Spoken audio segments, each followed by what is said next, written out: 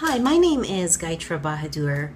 I'm a freelance reporter. I've been a journalist for about 18 years, working first for daily newspapers, the Philadelphia Inquirer and the Austin American-Statesman. I covered politics, immigration, gender, and literature for those publications, and as a freelancer, have continued to write about those subjects. My work has appeared in The Nation and Ms. Magazine and the New York Times Book Review, History Today, and many other publications. I'm also the author of a book called Coolie Woman. It's a narrative history of indentured labor in the British West Indies, and in particular, the book is set in Guyana, which is where I was born. My reporting for the Pulitzer Center this past spring was in Guyana as well. It's a place and a story that I've come back to quite a bit, partly because of the personal connection and partly because I feel that it's really such an unexpected place and fascinating for that reason. It's a former British colony, which makes it now the only English-speaking country on the South American continent. Culturally, it's part of the West Indies, although not literally so. They play cricket with the West Indies. I think, at this moment in history, when we see renewed ties, diplomatic ties with Cuba, it's sort of tempting to think that the dynamics of the Cold War are very much a part of the past, that they're no longer relevant to global politics today.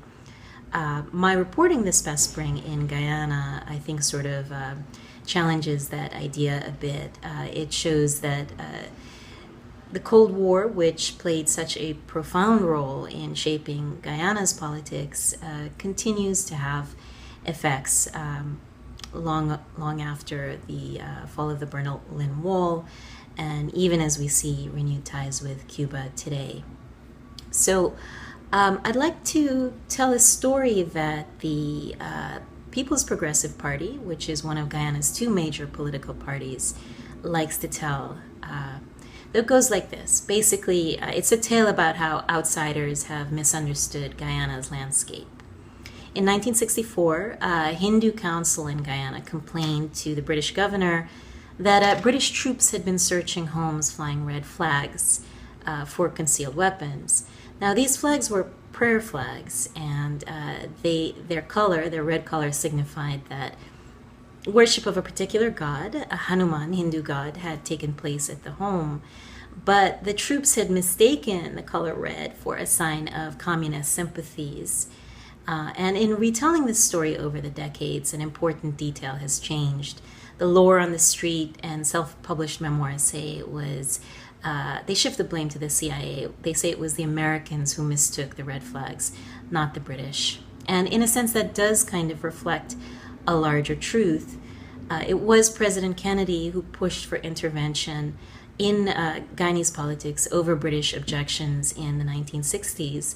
And this was because Guyana's independence leader, Cheddi Jagan, was a Marxist and had developed close ties to Cuba.